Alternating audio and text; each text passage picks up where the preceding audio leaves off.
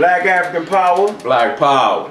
Hey, we in the great library of Pentateuch. Only the gods is allowed in the great library. You hear that? It's sacred. If you ain't a god, you can't be in this library. That's right. Alright, yo, because I don't let nobody into my sacred space. That's my sacred space. I'm a raw squad up, real black atheism on the rise. We got the damn general in the house. That's right. Alright? He don't even need no damn introduction because the general is here and he doing that warrior conference today. You know what I'm saying? What you say? You say there's a lot of, how you say that, yo? There's a lot of there's a lot of important people on the stage. Yeah, but you know, it's gonna be a lot of real niggas on the stage tonight. But I just want to let y'all know one motherfucking thing. This is my motherfucking house. Y'all know what it is. You know what I'm saying? The epitome of a warrior. For real. Of the, you know, from city to city, nigga, I brings the pain unapologetically. And so, you know, I've been calling the warriors out, you know, in a real kind of way for the last, man, over 10 years, man. I've been calling niggas out. And the G's is showing up, but, you know, we need a lot more G's to show up. You know what I'm saying? We need a mass movement of lions out here, man. You know? Warrior cat born. Yes, sir. Yes, sir. So, yeah, I'm bringing the motherfucking pain this afternoon, you know what I'm saying? And I'm gonna be moving with a speed and a ferocity unseen before, man, and never, just to be real. So I got a lot of, you know, information that, you know, I want to drop in a small amount of time, because we got 4 presenters up there. You know, we got Baba Baruti, we got Griff, you got myself, and you got Irritated Genie. And so, you know, I just got to put that stamp on this shit right now. You know what I'm saying? Because I know the young G's is looking for me to put it down like never before. You know, and I just, you know, I know niggas know what it is.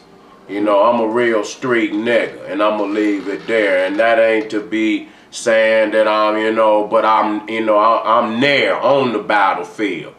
Every motherfucking day, man, from city to city, man. I go from battlefield to motherfucking battlefield.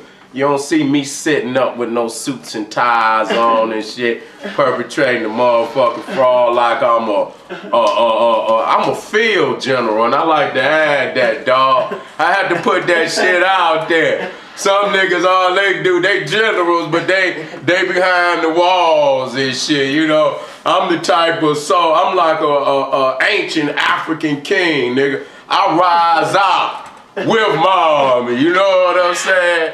Some motherfuckers just sit there, you know, behind the safety of buildings and fortresses and shit, but I rise out there, you know, from battlefield to battlefield, you know, LA, Detroit, Atlanta, Dallas. You understand what I'm saying? All the hoods, man, that's where you cast Sara when I come into town. And so, you know, I'm able to communicate with the young G's and shit because I go there. You know, most of these niggas, you know, they talk about being a warrior, but they scared to go see the G's. And them is the warriors, man, and until you got that, you know, you got that relationship with the G's like that, nigga, you just talking, man. You know what I'm saying? You just talking about being a warrior. You know what I'm saying? I'm in all type of, you know, battles and shit and controversies and shit. You know why? Because I bring that motherfucking heat. You know what I'm saying? When you bring that heat, nigga, it's like a volcano, man. Shit, it erupts and shit. You know what I'm saying?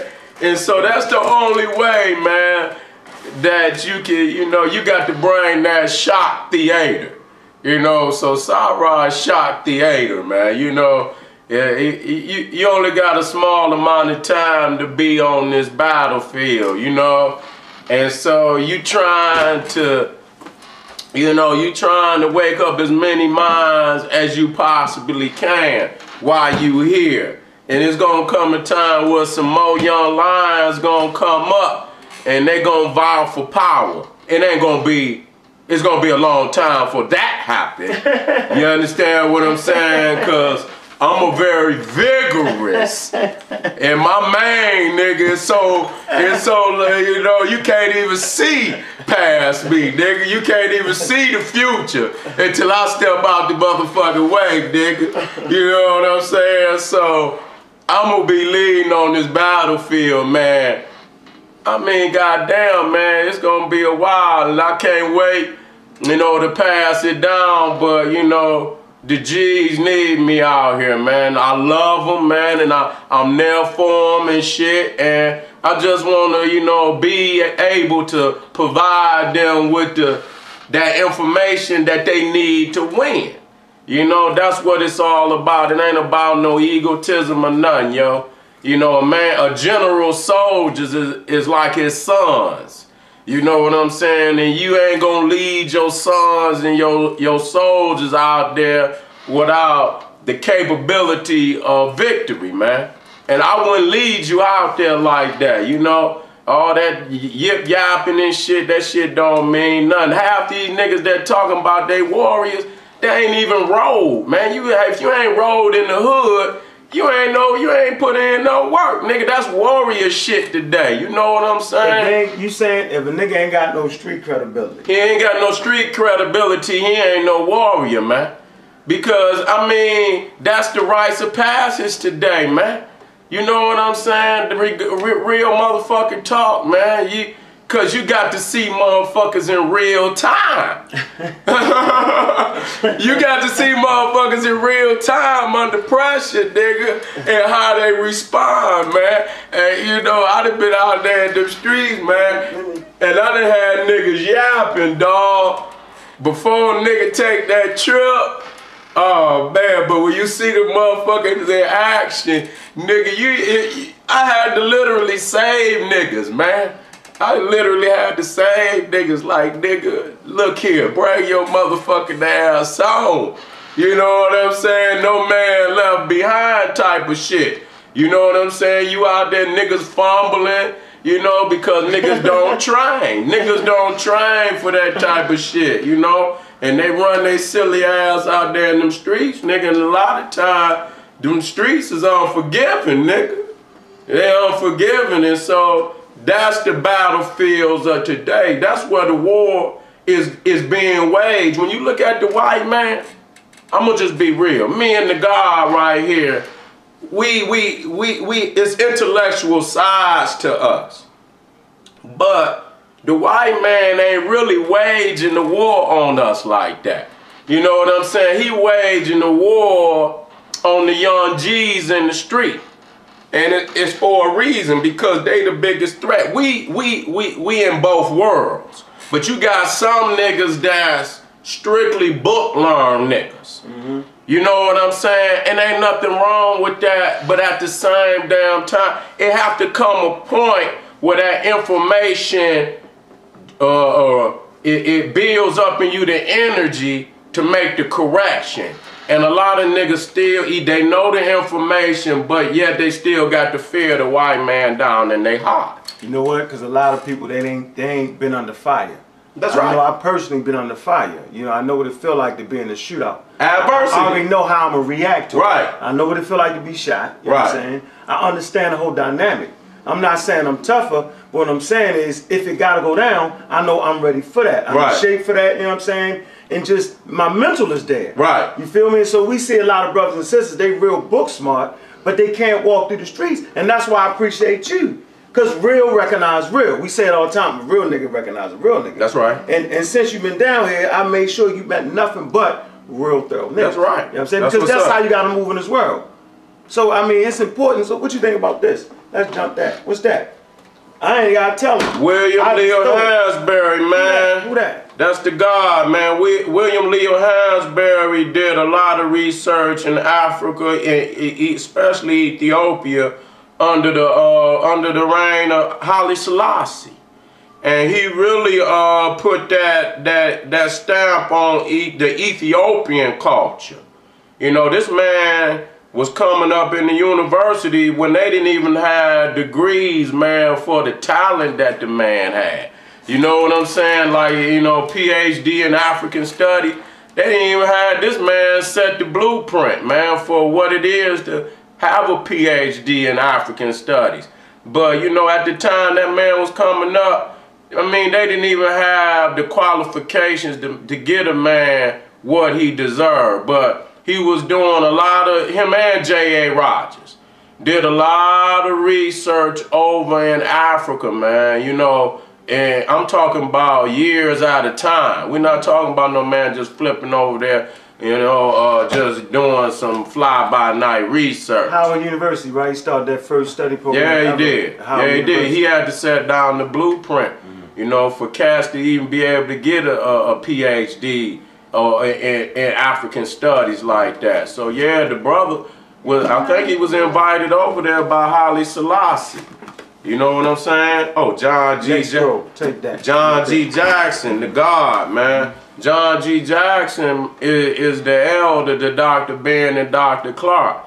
And a lot of the, you know, a lot of the white writers that, you know, like Gerald Massey, Sir Godfrey Higgins, Church Word, John G. opened up the minds of the black world to a lot of these white writers, you know, that was writing about the African origins to Egypt and the rest of the Nile Valley. You know what I'm saying? These crackers knew about this shit a long time ago, and when they first went in, there was no misunderstanding because they didn't even know what the fuck they was gonna see no way. So when they first went in there, them crackers wrote exactly what they saw. They saw black people and they wrote that they saw black people. But when that shit set in on their ass, because, you know, they teaching in America and around the world that, you know, Africans didn't have no damn culture.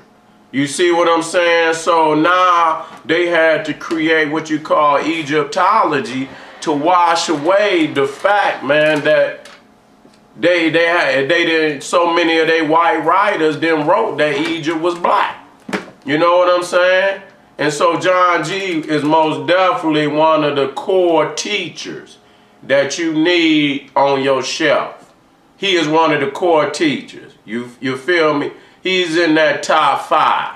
Dr. Ben, Dr. Clark, John G. Jackson, Chancellor Williams, and you already mentioned that? Sheikh Diop, Man, God, and Civilization. I mean, all of John G. Jackson's books is classic works.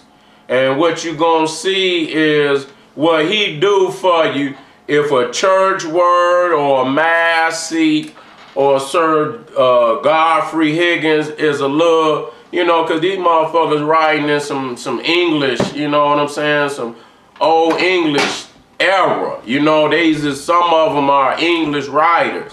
And so John G. Jackson he smooths that shit out for you. And so, you know, it's a better understanding for our people to go through John G. Jackson instead of jumping in. Because, man, even when I jump into some fucking Massey, man, Massey, you got to be prepared to read. Even though the information is there, you know. Yeah, right here, the Book of Beginning. I got all this shit, man, and I done bought damn near every book Massey ever wrote. And goddamn it, I tell you what, I have to work to get through that shit. I reference this books, which means I go in there and look specifically for what I'm looking for. Right. I ain't gonna just start reading that shit. They got the white boy style. He got the white boy style. So you have to piggyback that with John G. Jackson. I'm gonna throw a curve in there. What's this? What's that? What was that? What's that? The lost content of the move. James Churchword. Now this shit is crazy. Cause I slapped the Moors upside the head with this motherfucker. And a whole lot more of they books, man. You know what I'm saying? Who was James Churchword though? About 4 years ago, you broke that information. we was on the Legal of an Ankh show, and you broke that, because when you was going into the debate, you were saying, we fixed that's James Church. Who the fuck is James Churchwood, yo? Well, you know, one of the classic books, man, that we get off into in the culture is The Signs and Symbols of Primordial Man by Albert Churchward. Oh, okay. And that's one of those white writers that, you know, that's adamant about, you know, recognizing the blackness of ancient Egypt. And he speaks that the Twa is the original man, and that they came up out of Central East Africa, and they started all the ancient civilizations on the planet. But then they got, after he passed, they got his brother to come bring out some shit which now moves the seat of civilization to America. And so when you hear these Moors talking about some ancient civilization, more ancient than Egypt, the mother of all great civilization is in South America, this is where they getting this shit from. Another thing that I found out, when you say Moor, see, we keep thinking that they talking about the Moors of Spain. They're not talking about that Moor. They talking about the Lumerians and shit. Right. Because when you look at the Submariner, his name is Namor. Okay, so that was a suffix to some of the Lumerians, and he's under the water in Atlantis, this, that, and the third. And so this is when it came out that they ain't, you know, they ain't even talking about the Moors in Spain. They talking about this fictional spook Moor up under the water, which has no correlation to the Moors in Spain. So, you know, they never refuted it. I mean, actually, Alim said we need to read it. Well, if you got a little time for, you know, some fantasy and some spookology, you might be entertained. But if you going in this shit for some historical documentation, you're done. You're done. Your motherfucking paper nigga gonna have more red ink on it than a little bit. You understand what I'm saying? Cause you can't verify this shit. This shit is fantasy, man, for real. Oh, okay, well, oh man, what the garbage is? You putting all the garbage on this motherfucker today. Who that? Black Arabia, the African origins of Islam. Wesley Muhammad. Wesley. Why you put this bullshit out here, fuck our people here that worse than what they is? They already fucked up. Look, we all understand that the original man is the African man. You understand what I'm saying? And Egypt, Ethiopia dominated that land long before any man referred to himself as an Arab. Because in order for there to be an Arab, it got to be a landmass that identify itself as Arabia, okay? And so this Arabia is like the last, you know, name that we find on, because when we read the text, Egypt has an empire, man, all the way to India, okay? Ain't no Arabs in here at that time. Egypt got forts and fort cities and all type of colonies all through this area. And plus, this is a fucking desert, yo. You know what I'm saying? This is a fucking desert. You talking about the 18th dynasty. This is what even blew the so-called Exodus out the water, because you crossing over this so-called Red Sea to free yourself from Egypt at a time when this is one of the imperialistic age of Egypt, and they got colonies all the way up into Turkey, into the past the Caucasus Mountains. They behind the all up there in the Baltic Sea. You understand what I'm saying? That's why they call it Black Russia. And then, I mean, you talking about a correlation with the Egyptians going all the way into the South Pacific, with Angkor Wat, the Nagas, all the way into India. You understand what I'm saying? That's why you see they temples is built like pyramids. And you understand, and you see they priests wearing the tiger skin like in Africa, where the brothers wear the leopard skin and the lion skin. See, it's too much similarities. Too much. When you sit back and just focus on the scholars that can bring you right to the similarities.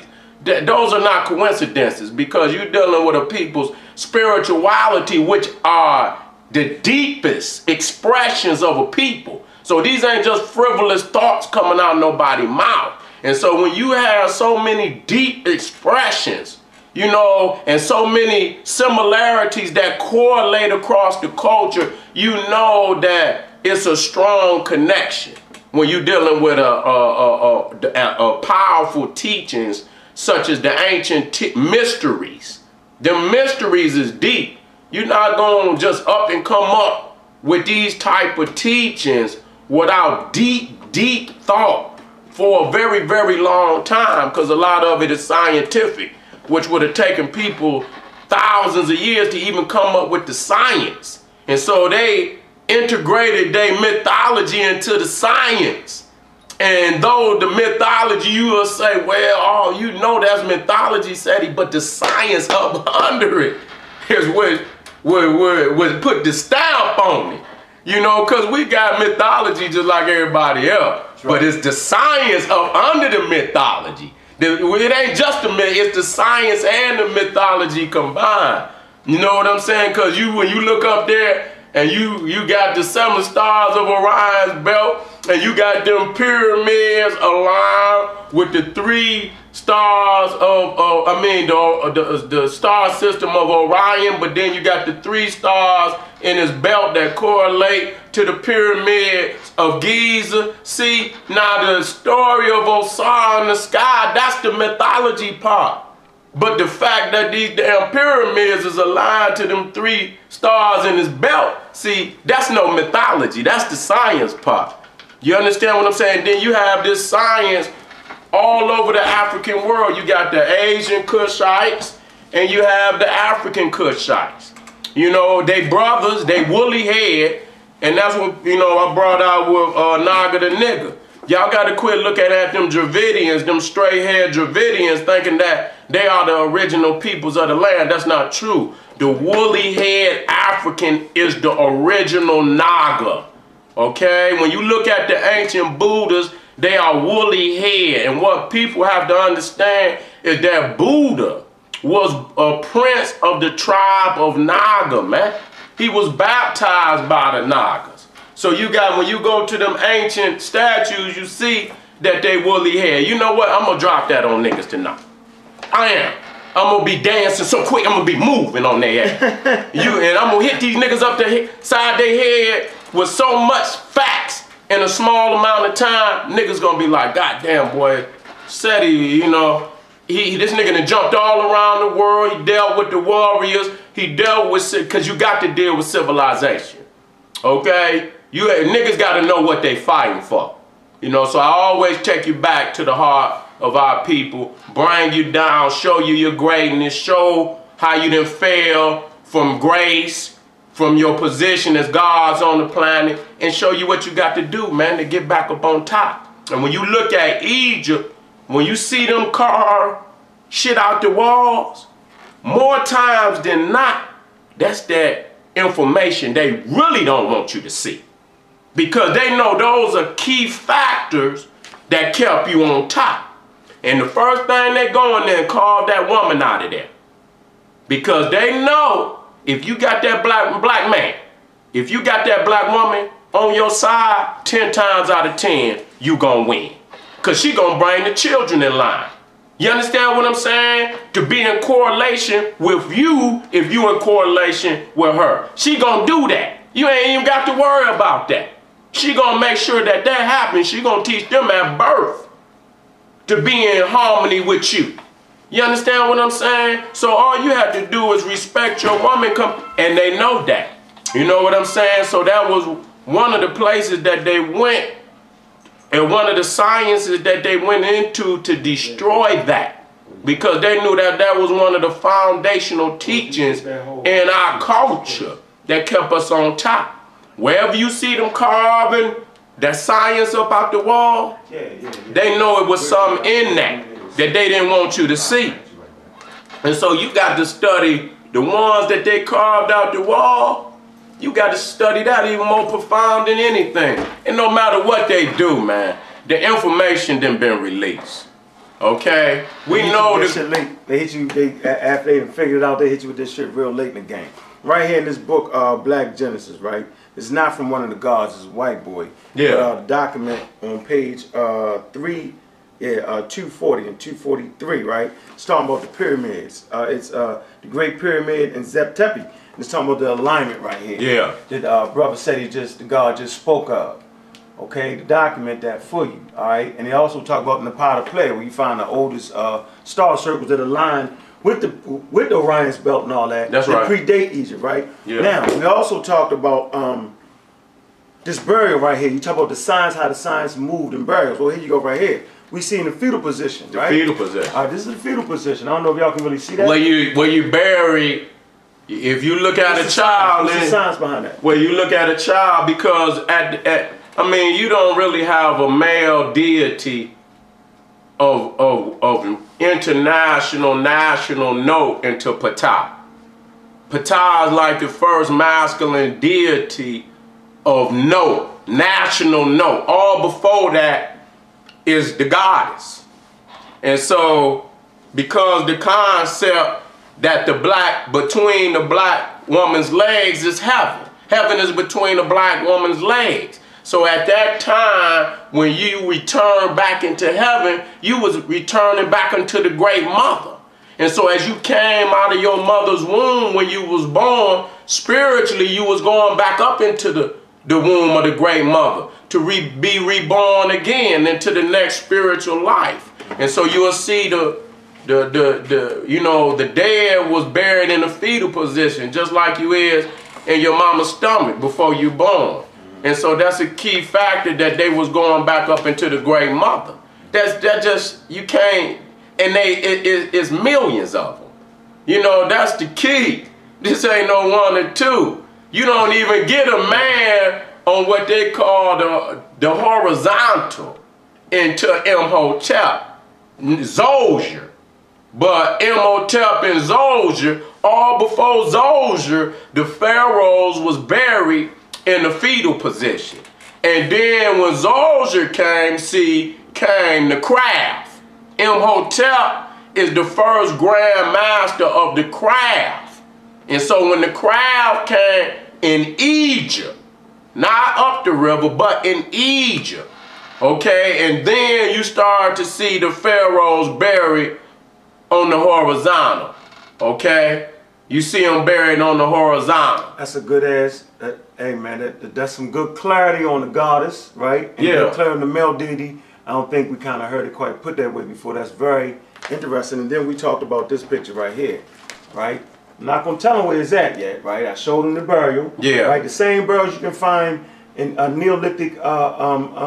Right. You know what I'm saying? Before Egypt. Right. Dynastic. Right. They found these burials of 10,000 years buried in that fetal position. This is very important, right? You can look at this black figurine right here. This is a sub-Saharan African right here.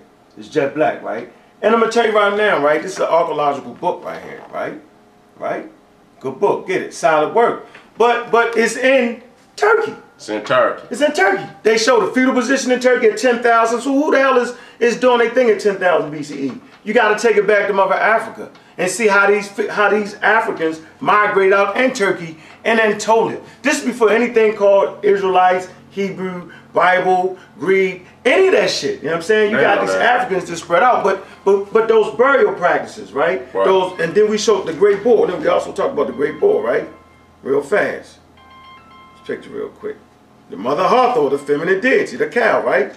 That's right. Let me find it real quick. Find that all over the ancient world. You even in Crete. In Crete, you see the horns. Let me see if I can find it real quick. Because, I mean, it's just so valuable, and I just don't think people... Here you go. Look. This ain't in Africa. This is in Anatolia, okay? Jebel Tepe. Look at that. Look at this. Look at the cow, right? Who first venerates the cow? The mother.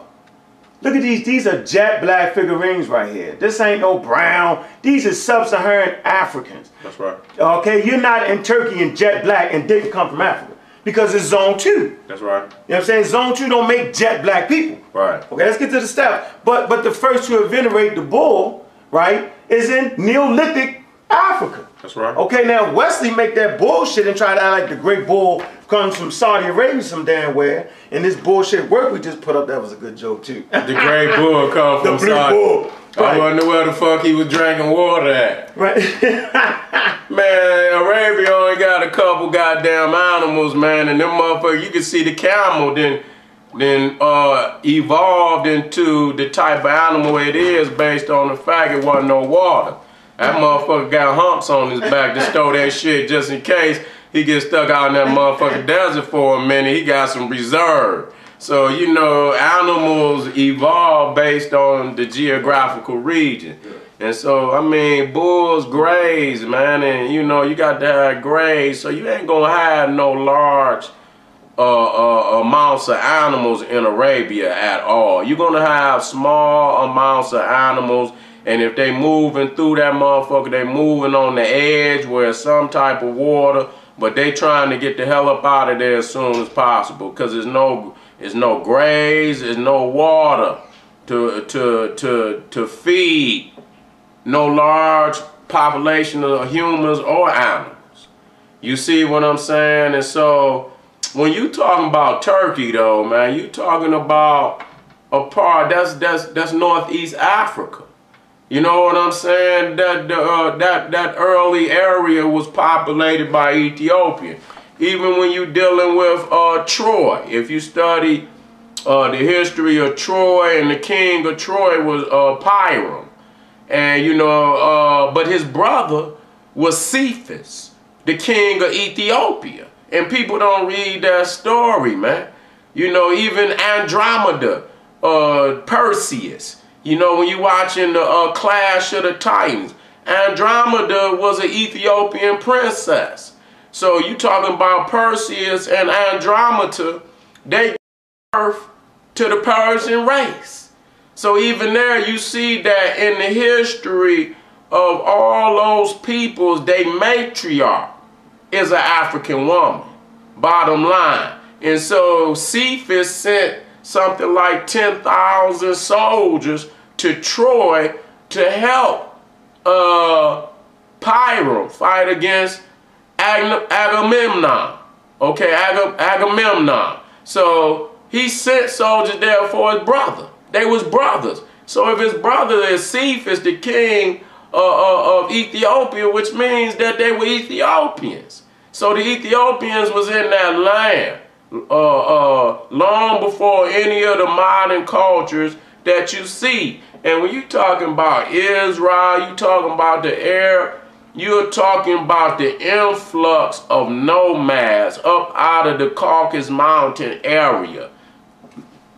They don't have no culture of note. They don't have a written language or no literature, so they're not a historical people. The Arab don't become historical until the writing of the Quran, which is in the AD, no matter what they say. They try to put together some little scribble scrabble, but we're talking about a writing of note. You know what I'm saying? A modern writing of note. And that don't come into the Quran. And the same with the Hebrews. They don't have no ancient materials like that. When you go into Egypt, you have tens of thousands of writings. You got writing. This is a superior civilization built on literature, writing, blueprints, all type of educational material. Writings of all mythological writings. I mean, all the writings that you see today. So when you look at America and you see how many books on so many different topics, Egypt is the first civilization in the world on this level where you have writings across the board under so many different topics: medicine, astronomy, cosmology, spirituality, mathematics, physics, philosophy. I mean, this is the first civilization that you see of a modern construct. Everybody else, you have to believe that this shit was here. You got one script, you know, and you got to believe that, you know, all these mythological tales that they talking about are true, because you don't have the writing, you don't have the documentation from that era. It always comes hundreds and hundreds or maybe even thousands of years after the supposed event, and you don't have no eyewitness account of that shit. So if you ain't got no eyewitness account, man, you don't know what the fuck a motherfucker talking about, man. You always, the first thing I ask you is, do you have a book from, and that's the killing part about it. They don't have no original books from any author in the Bible. And they already done told you that most of them are just pseudo names to give the book credibility. Matthew, Mark, Luke, these are English motherfucking names. Man, come on, man. Matthew, Mark, and Luke, that's some dumb shit. They got our people, you know what, man, they got our people really, really, really. But the babies is waking up, though. That's why they attacking. They attacking, nah, you know what I'm saying? Because the babies know the truth, nah. So it's the energy of awakening. It didn't happen. The awakening is happening, and our people's, you know, the young family know what it is, and they recognize it, their true history and their destiny, and they not gonna settle for second. They just not. It's hard to fool the young brothers now. They growing up, you know what I'm saying? And that's the thing. After the smoke clear, we can see that work that we done. That's a teacher's edition right there, bro. Everybody ain't got that. No, they ain't got it, man. I got about 30 of these. Dr. Ben, dog, I got that Abu symbol, the geezer. I got shit that ain't even been produced. The black one is the black one, right? Yeah, I got the black one. I got the black man of the Nile. The one like this, you know what I'm saying? Not the one that they got out. I mean, not the blue one. This one look like Dr. Ben put it together himself. You ain't telling. No, not that one. No, that one, that's like a ladder. That's the last. Yeah, this is like a ladder edition. The one I'm talking about smaller than this. The cover made out of almost like, you know, not this kind of real paper. Right. You know, like he wrote that shit on him, wrote the cover and shit. And so I got some, you know, this is a shorter edition. This is the edition you need right here. But it's hard to get that. It's hard to get that. You know, my uncle Pianki was putting them out for a minute, and so I made sure I stacked up on them. You know what I'm saying? Just, you know, when they take them up. This is one niggas ain't reading. Yeah, Mother of Western Civilization. This is like one of his greatest works, man. You know what I'm saying? Behind the Black Man of the Nile. This one. Africa, Mother of Western Civilization, you got to have any of Dr. Ben's works, man. It's the God, yo. Any of Dr. Ben's work, if you see Dr. Ben name on it, you better get it. Wherever you see it at, you better put your hands on that. You know, because the brother, I don't see one, I mean, and we got some great scholars. But, you know, for me, even after the years have went by, and I read a lot of, and we need them all. But if I just had to have one, Dr. Ben is that one, man. He cannot be replaced. Everybody else, man, listen to me, and I need them all. But we just talking about just to, you know, run straight up the middle, the full back. That's Dr. Ben, man. 30 years in Nubia in Africa. No, more than 30 more years. More than that. I'm just what he Dr. Ben did over 70 years in the Nile, man. If you look at Ramesses the Great, that book, it'll show you the picture in the back where he did his Jubilee year. That was 50. He got his 50th year. If you look in the back, Ramesses the Great, the black, it's a small thin book, but heavily he wrote that book after this Egyptian representative, when they had brought King Tut to the New York. Right. He put out that bullshit that the ancient Egyptians wasn't black, and so they had that conference down in Dallas. And Dr. Ben threw that book together in a short amount of time, went upside their head. quick. But Dr. Ben did 50 years in 89. He did his Jubilee year in 89. He went into Egypt the first time in 1938. And he went every year, and many years he just stayed in Egypt.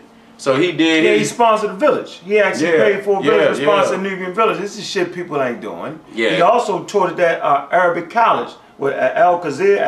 How you say that shit? Damn, let me. And nigga was teaching. Al something. It's a damn Arabic college, right? And he it's the citadel. Right. It's the citadel of Islamic learning. Correct. And so he had a degree in Moorish history. See, people don't know that. Yeah. So Dr. Ben ain't put that shit on no motherfucking plateau. He got a degree in that shit. Yeah, he got it from Barcelona, Spain. Right. So I'm just saying, man, listen, you know what, I ain't gonna do it. But he got a degree in Moorish science, Moorish history from real Moorish science. Barcelona, Spain. Right. So okay, so that's Al-Azhar, that's it. Al-Azhar, Cairo. That's right. The citadel of Islamic learning. Dr. Ben taught there. And the killing part about it, I had to laugh, you know, because you know you got to be a Muslim to teach there. So at that time, Dr. Ben was playing like he was a Muslim. Same. And I done heard motherfuckers thank Dr. Ben when Dr. Ben said he taught 12 languages. Man, listen here. I laugh because I say, Dr. Ben, sometimes I believe Dr. Ben be making shit up. You know what I'm saying? Till I heard the motherfucker cut into him. And man, Dr. Ben, I done heard Dr. Ben talk. He taught some Arabic and Spanish. This one sister on the video cut into him in Spanish. And the man just went, and I had never heard Dr. Ben talk no Spanish in my life. So when he say he talk all these damn languages, I say, Dr. Ben, man, what the fuck Dr. Ben talking about? Right. And then when that sister cut into him, everything that came out of his mouth was in Spanish. Wow, see. He heard him, man, you know what I'm saying? So the man know what he knows. See, that's the God. You know, he know what he know. He saw Egypt at a time. We could never see Egypt like that again. They done removed so much shit. Shit done been destroyed.